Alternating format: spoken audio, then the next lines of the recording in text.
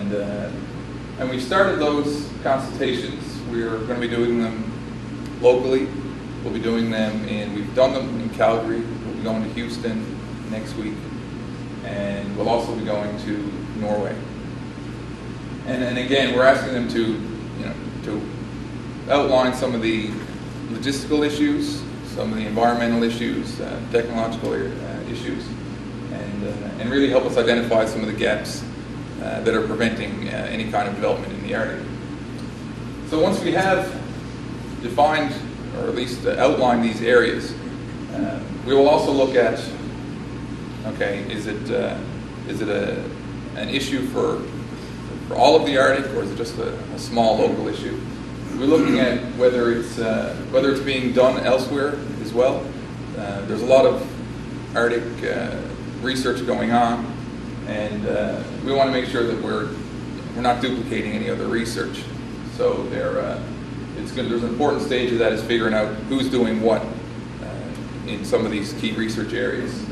Some people may be further along on addressing the challenge, and they may be able to, maybe close to solving the problem. Or they just may be better suited for doing the research than maybe we are here. What we're going to do then is we'll have a decision chart of these issues, these Arctic issues, and we'll also review previous R&D assessments to figure out, again, what these areas are. We're seeing a lot of common themes so far. It's really not too surprising, but there have been a few things that we hadn't really appreciated how much of a concern it might be. The other thing that we're finding very interesting is that you get a different perspective depending on how far along the development train a certain company is. So if some people are just thinking about the Arctic, they've identified a certain set of key issues. And if others are further along, then they probably have a better understanding of how you might solve some of these issues. But there's other issues that they find important. So part of our job is going to be really to capture all that and decide which key areas are going to be important for CARD. So once we have this Arctic Development Roadmap, that'll be used to guide our 5-year R&D plan. So we will have this roadmap. We will, again, we won't be able to do it all. There's going to be some areas that people are already looking at. There's going to be some that aren't suitable for us. There's going to be some that are higher priorities. And so we'll look at this roadmap. We'll identify maybe 3 or 4, or I'm not sure what the number will be, but some key areas where we will be trying to do some research. And then we'll bring this to the advisory committee. We'll discuss it at the advisory committee. And from there, we will establish the 5-year R&D plan. There have been some previously identified challenges and gaps that we managed to capture, and we've started some work on already because we know there are going to be issues. But the main thing that's going to come out of this R&D plan is those focus areas that I showed in the organizational chart. So based on those areas, we'll be able to go out and recruit principal investigators and other researchers, and all of the other support staff that's necessary. And that recruitment it'll be local, it'll also be national, and it'll be international.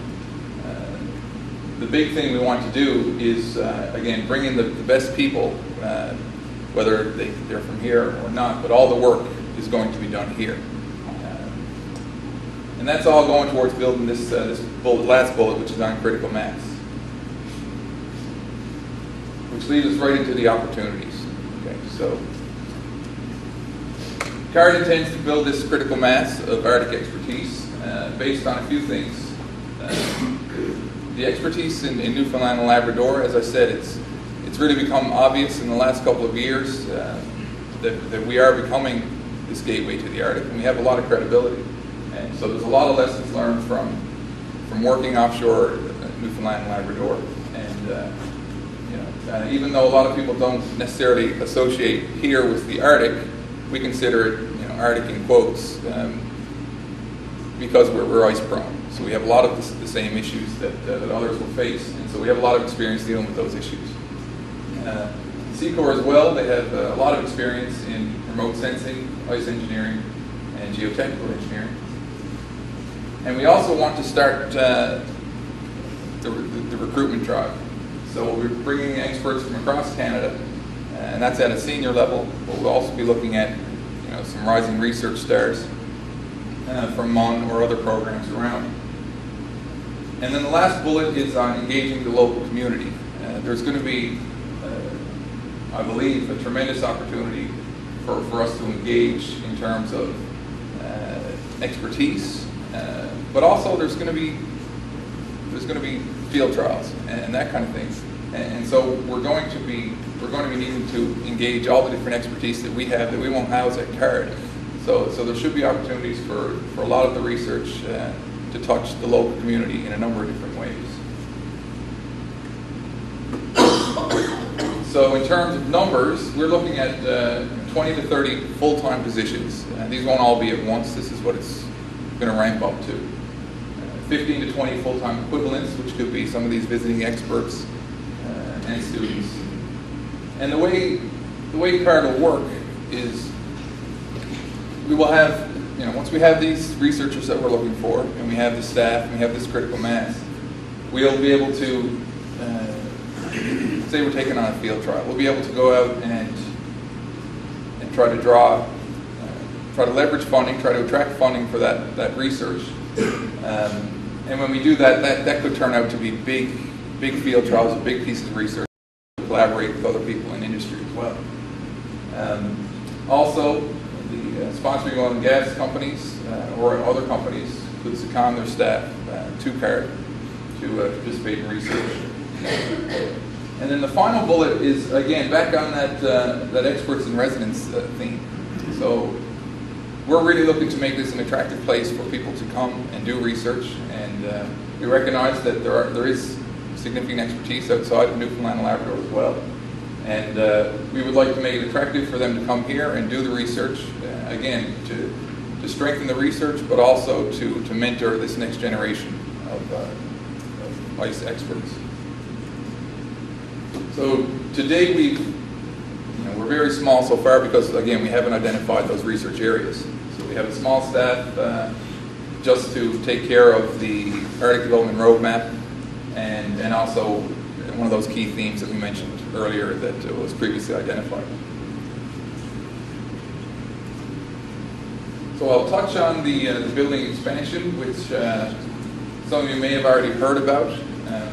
We are looking to expand the Jack Clark building. You can see in the picture there, it's on the left.